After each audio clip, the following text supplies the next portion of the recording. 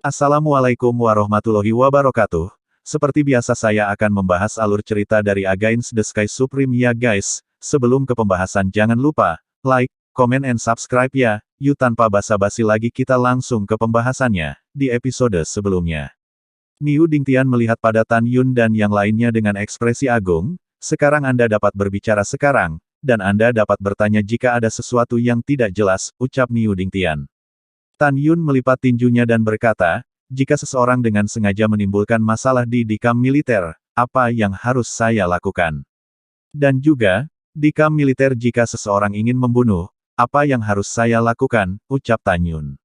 Mendengar ini, Niu Dingtian memandang Tan Yun dengan setuju. Anak muda, ini pertanyaan yang bagus.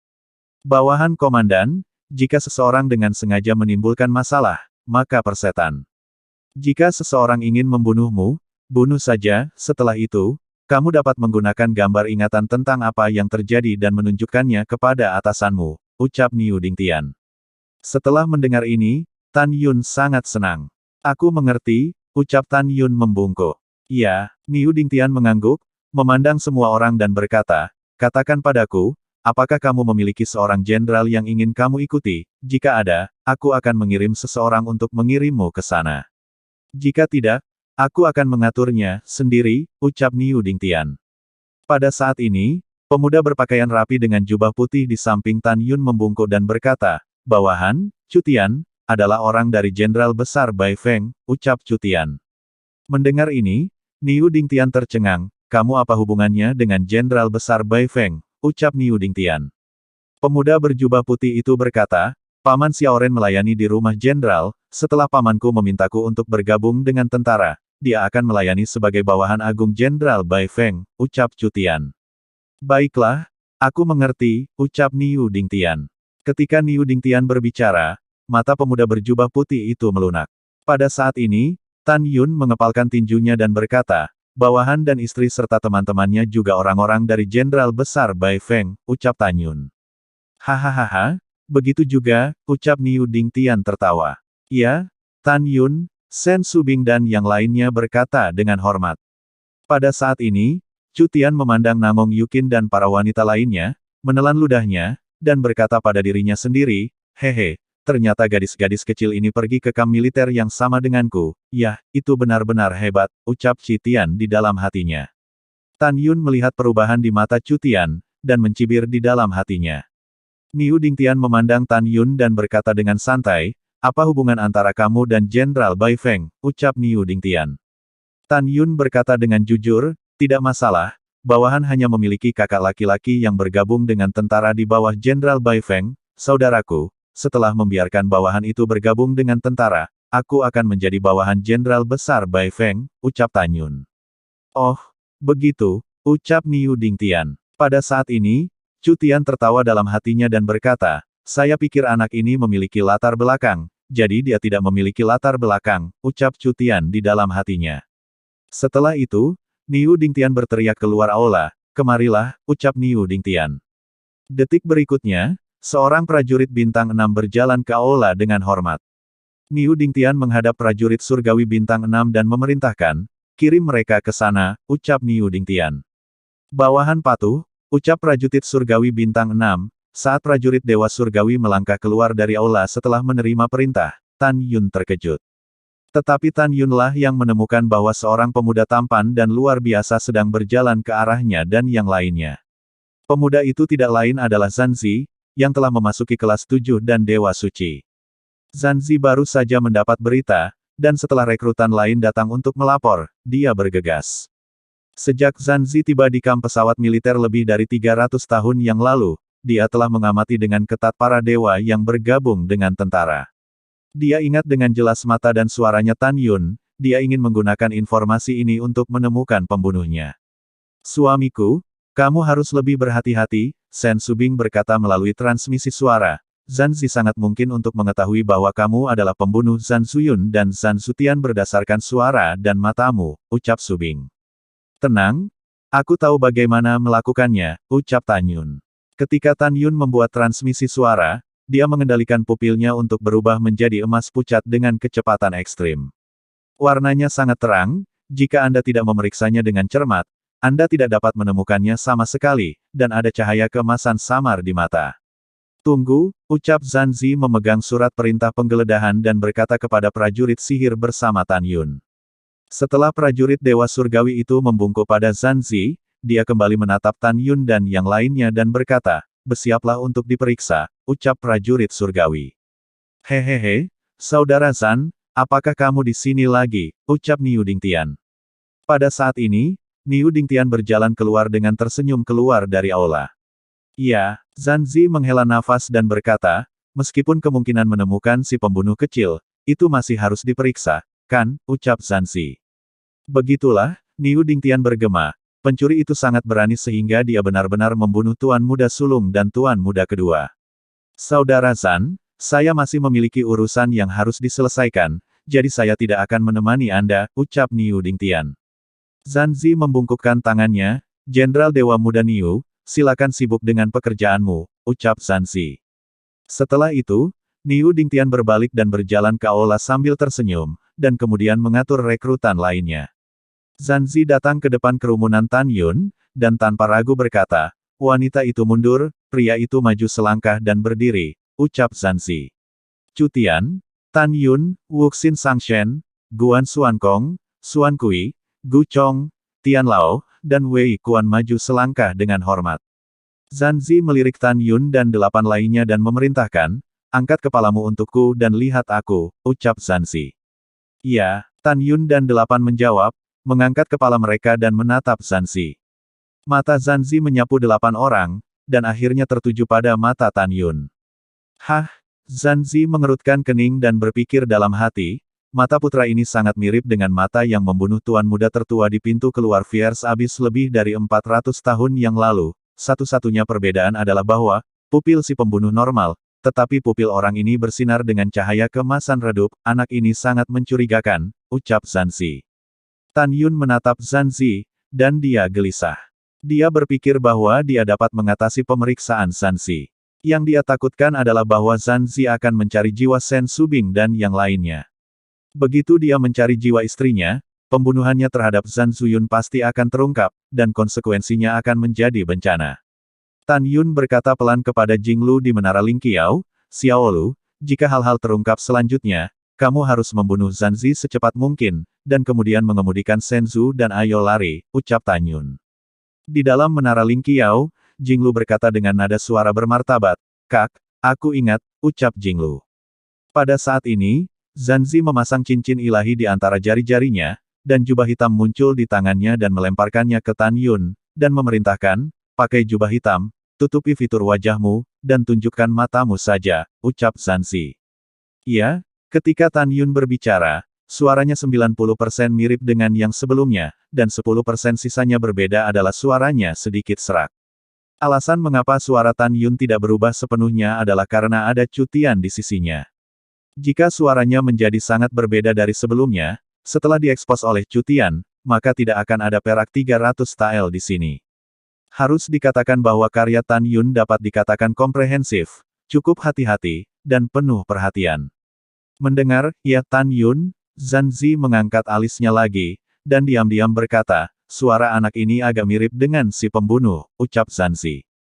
Zanzi menatap mata Tan Yun, mencoba mendeteksi sesuatu di mata Tan Yun, namun, mata Tan Yun tidak memiliki gelombang, dan tidak ada ketegangan.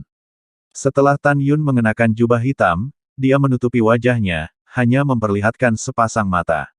Itu sangat mirip, ucap Zanzi menatap Tan Yun, matanya menunjukkan niat membunuh yang mengerikan. Dengan lambaian tangan kanannya, gelombang Divine Power memadatkan gambar dari kehampaan. Dalam gambar, persis seperti apa Tan Yun di masa lalu di luar jurang para dewa yang ganas, mengenakan jubah hitam untuk membunuh Zhan Zuyun. Zanzi menatap Tan Yun di gambar, dan Tan Yun yang mengenakan jubah hitam sekarang, dia menemukan bahwa baik bentuk tubuh maupun tinggi badan sama persis. Zanzi membalik tangan kanannya, pedang suci muncul di tangannya, dan memegang pedang suci di leher Tan Yun. Tan Yun pura-pura ketakutan dan bingung, kakinya gemetar, senior, kamu salah orang, junior bukan orang dalam gambar ingatanmu, ucap Tan Yun. Dalam gambar suara Tan Yun terdengar, ikuti aku, kamu telah mengejar aku selama bertahun-tahun, hari ini aku akan memberimu pukulan dan mengirimmu untuk melihat saudara keduamu. Ucapkan kalimat ini dengan keras kepadaku, dan jangan menyela di tengah.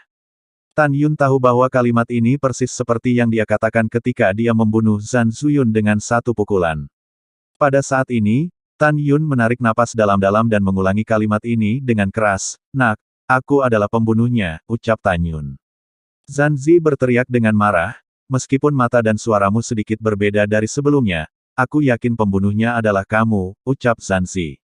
Dewa Muda Jenderal Niu, tolong, dia ingin membunuh orang yang tidak bersalah tanpa pandang bulu, ucap Tan Yun berpura-pura tidak pandang bulu, dan setelah berteriak dengan suara serak, dia mengirim transmisi suara ke Shen Subing dan yang lainnya, "Kalian harus seolah-olah kamu tidak peduli. Jika tidak, begitu Zhan Zi mencari jiwamu, kita tidak akan beruntung hari ini," ucap Tan Yun. Niu Dingtian terbang keluar dari aula di depan Tan Yun, menatap Luking di Zhan Zi. Dia mengerutkan kening dan berkata, "Saudara Zhan, apakah Anda yakin itu anak ini?" ucap Niu Dingtian. "Meskipun saya tidak bisa sepenuhnya yakin, sangat mungkin itu dia," ucap Zhan Zi. "Ini benar-benar bukan aku, ini bukan aku," ucap Tan Yun. Wajah Tan Yun pucat, dan dia tampak seperti akan ketakutan. Niu Dingtian sedikit merenung, "Saudara Zhan, saya mengerti keinginan Anda untuk menangkap si pembunuh, tetapi di alam Dewa Hongmeng, ada banyak ras manusia, dan ada banyak orang dengan suara dan mata yang sama. Anak ini telah bergabung dengan tentara sekarang, ya jika Anda ingin setia kepada Tuan Tianzun, kami tidak dapat membunuh orang baik secara tidak sengaja," ucap Niu Dingtian. Tan Yun buru-buru menggema, "Iya, itu benar, Tuan Niu benar," ucap Tan Yun. "Sialan kamu," Zhan Zi menatap Tan Yun, dan berkata, "Tidak mengakuinya."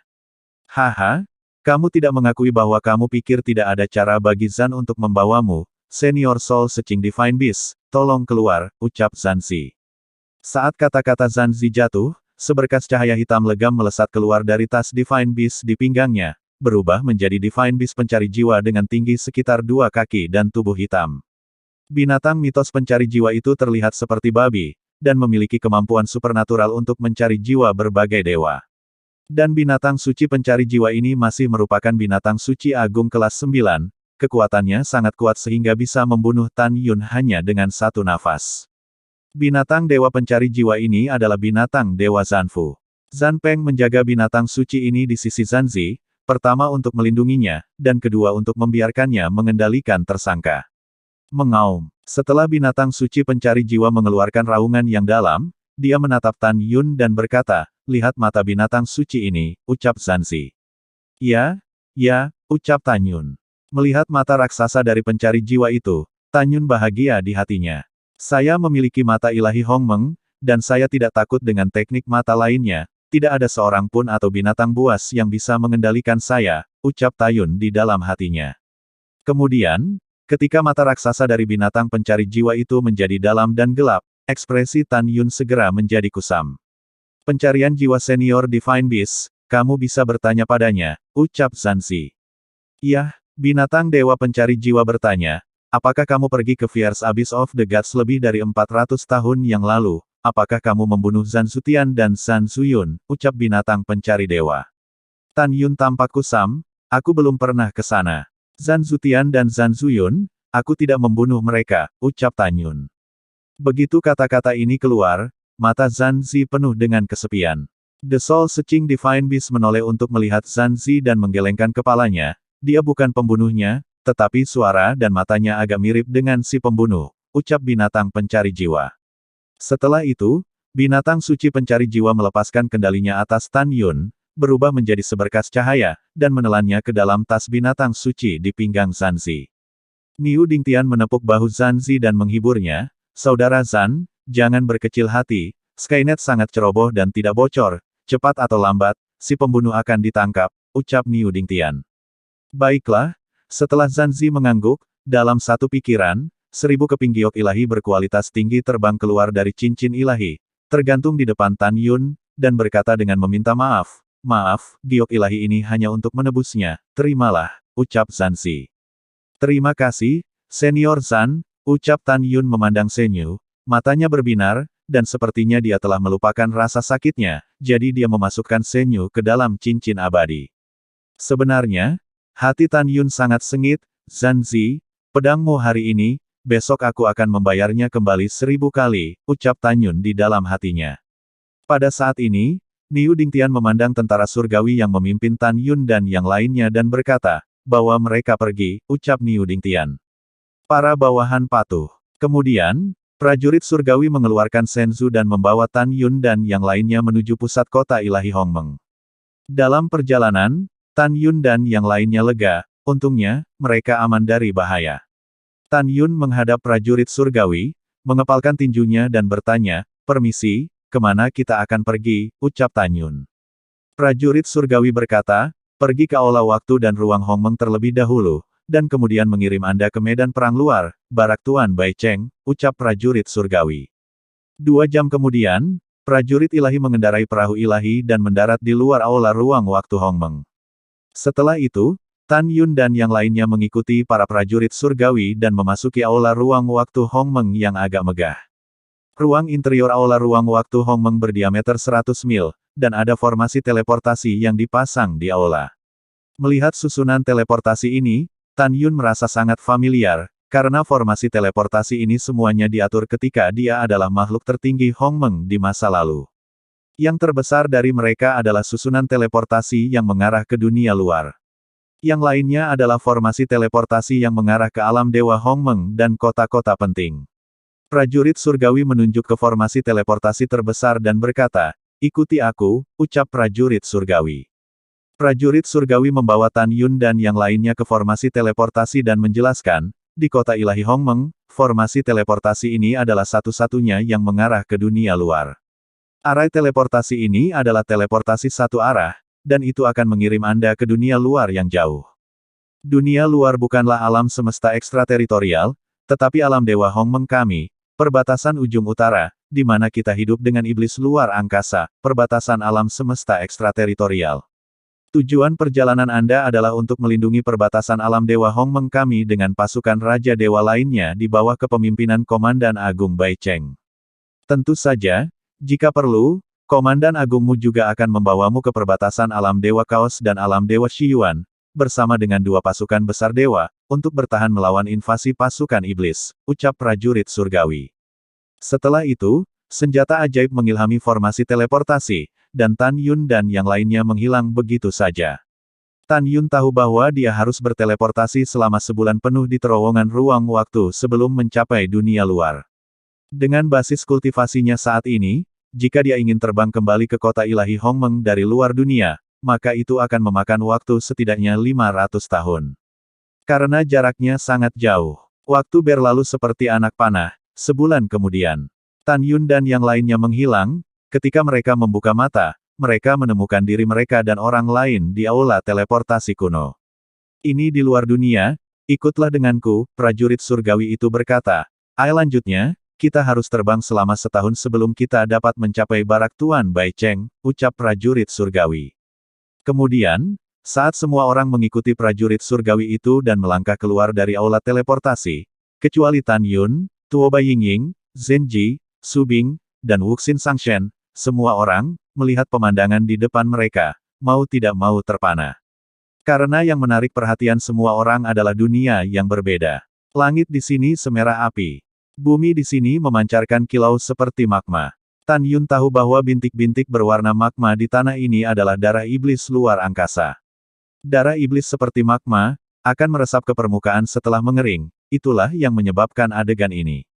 Pada saat ini, yang mengejutkan Tante Xianer dan yang lainnya adalah bahwa di tanah tanpa batas ini, ada tenda militer, dengan jutaan di antaranya. Di alun-alun di tengah tenda militer, ratusan juta tentara ilahi bertarung satu sama lain dalam latihan pertempuran yang sebenarnya. Di antara para prajurit surgawi ini, beberapa adalah ras manusia, beberapa adalah ras ilahi seperti ras harimau ilahi, ras serigala api, dan lain-lain. Prajurit surgawi yang memimpin Tan Yun dan yang lainnya menjelaskan kepada Tan Yun dan yang lainnya, tempat ini adalah barak dewa Raja Dewa Tertinggi. Raja Dewa Tertinggi dikenal sebagai salah satu dari 10 jenderal besar di bawah komando Dewa Lingxia Tianzun. Bawahan Raja Dewa Tertinggi, ada sebanyak 10 miliar prajurit sihir, dan ada lebih dari 10.000 jenis prajurit surgawi, mereka adalah salah satu dari sedikit divisi elit, dalam pertempuran melawan pasukan iblis, mereka jarang gagal, ucap prajurit surgawi. Mendengarkan penjelasan para prajurit surgawi, pikir Tan Yun, kemarahan di hatinya yang mengkhianati dirinya sendiri bisa dibayangkan. Tan Yun mencibir dalam hatinya, Raja Dewa Tertinggi, Zhan Peng, Lingxia Tianzun, kalian bertiga membocorkan tempat persembunyianku saat itu. Aku bersumpah demi Tan Yun, aku akan membiarkan kalian bertiga hidup dan tidak mati. Tidak, sulit bagimu untuk mati, ucap Tan Yun di dalam hatinya. Pada saat ini, prajurit surgawi memandang Tan Yun dan yang lainnya dan berkata, ayo pergi, ikuti aku ke King Tian Shenfeng, kamp militer Tuan Bai Cheng berada di bawah King Tian Shenfeng, ucap prajurit surgawi. Tan Yun tahu bahwa King Tian Shenfeng adalah benteng di alam Dewa Hongmeng. Dalam perjalanan, Tan Yun melihat ke bawah, dan di pegunungan, di mana-mana, ada kerangka iblis dengan ketinggian beberapa ratus meter. Pada saat yang sama, terlebih lagi tulang ras manusia dan banyak ras dewa di alam semesta.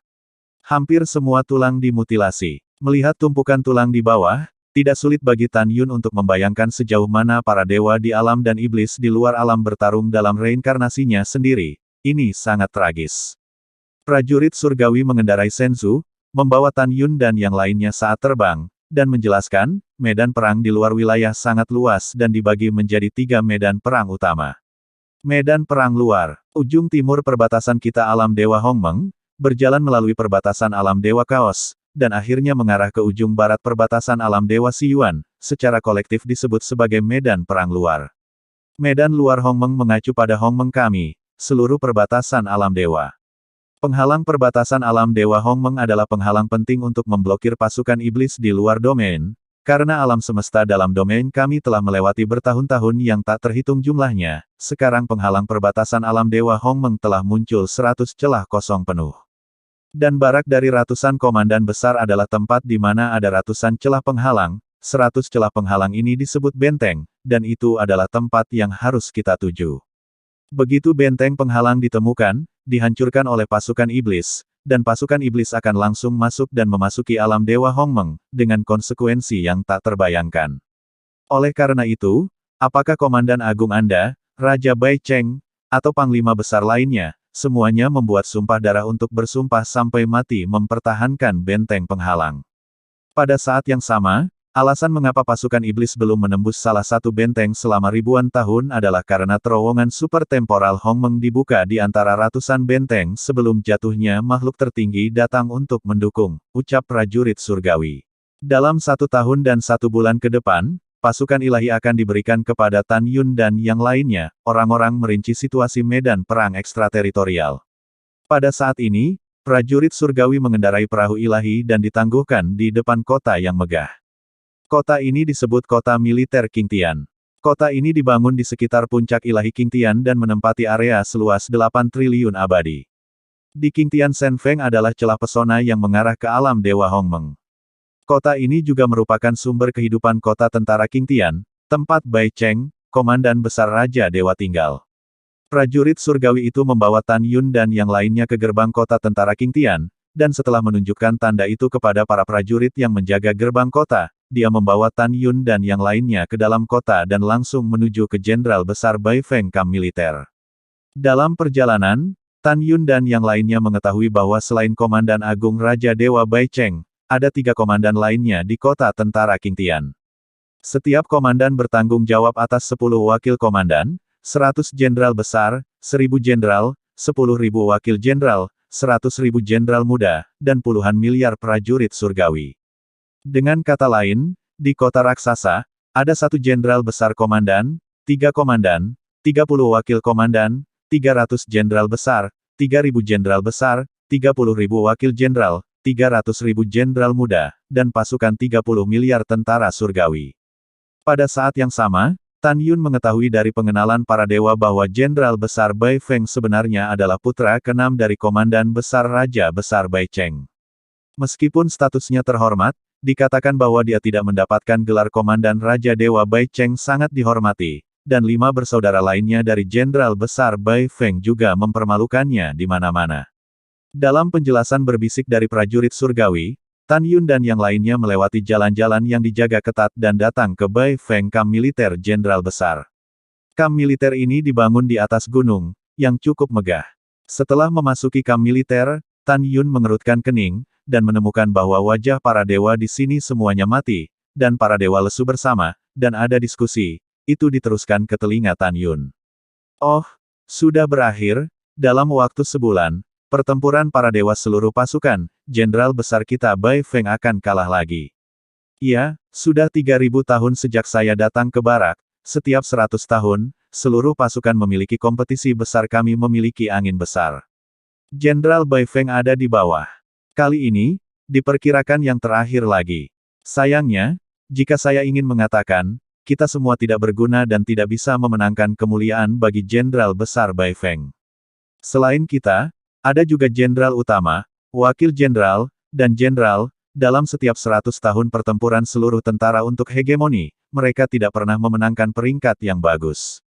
Itu karena ketidakmampuan kita dan orang dewasa bahwa Lord Bai Feng tidak pernah bisa mendapatkan rasa hormat dari Komandan Agung.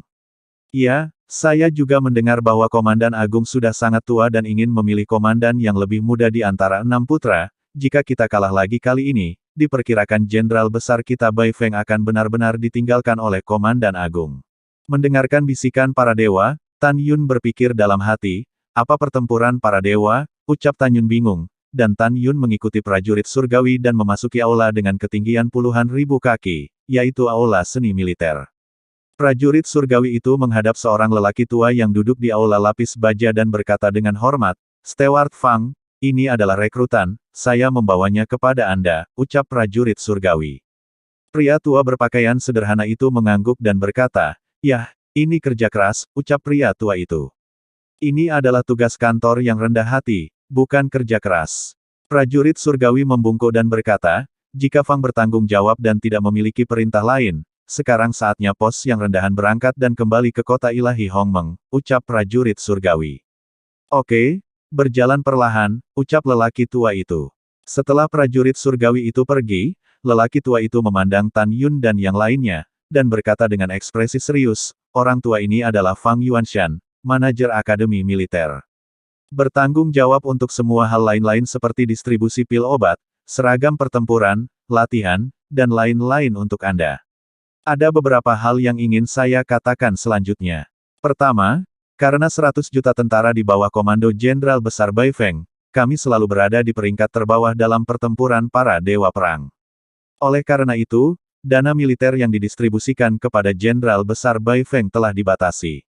Di masa lalu, prajurit surgawi bintang 1 di bawah komando Jenderal Besar kita Bai Feng dapat menerima 12.000 pil surgawi tingkat atas setiap tahun, tetapi sekarang kita hanya dapat menerima 12.000 pil surgawi tingkat rendah.